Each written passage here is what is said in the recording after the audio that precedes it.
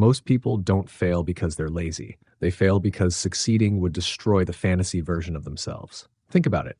As long as your dream stays in your head, it's perfect, untouched, unlimited.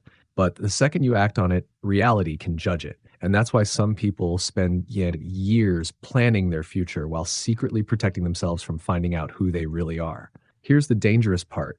Society praises potential. People will call you talented, smart, gifted, even if you've never built anything. But action removes the illusion. Now results matter. And once I understood this, I realized something uncomfortable. A lot of dreamers are not addicted to success. They're addicted to possibility. If you've ever felt stuck despite having huge ambitions, this video might explain why. And if you want more psychology-based videos that actually help you change behavior, not just feel motivated, subscribe now because this channel is built for that. First, the identity trap. Many people build their identity around what they could become instead of what they repeatedly do. Saying, "I'm writing a business plan," feels safer than launching a business. Because if you launch it, reality gives feedback. Psychologist Carl Jung once said, "People will do anything, no matter how absurd, to avoid facing their own souls." Sometimes procrastination isn't laziness, it's self-protection. You delay because unfinished dreams can't fail. But here's the catch.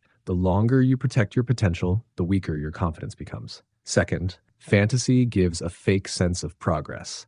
Your brain often rewards imagination almost like real achievement. That's why talking about goals can feel satisfying even before doing the work. You watch productivity videos, you redesign your routine, you imagine the future version of yourself, and suddenly you feel productive without producing anything. It's like sitting in a parked car revving the engine, lots of noise, no movement. Ask yourself this: are you building your future or emotionally enjoying the idea of having one? Third, action is emotionally expensive. People think successful people act because they feel confident. Usually it's the opposite. Action creates confidence.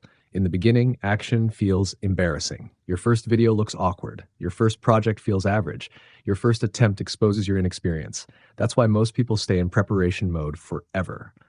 Preparation protects the ego. Action tests it. Writer James Clear said, "You do not rise to the level of your goals.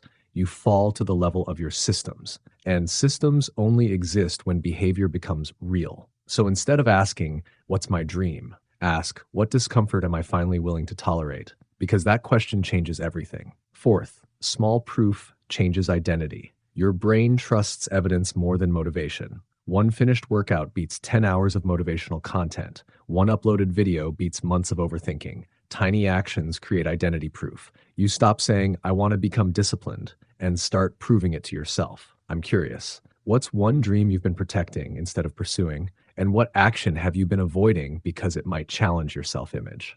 Here's the truth nobody likes hearing. Potential means nothing without confrontation with reality. The people who grow are not the ones who feel most inspired. They're the ones willing to look average long enough to become exceptional. So maybe the goal isn't to protect your dream anymore.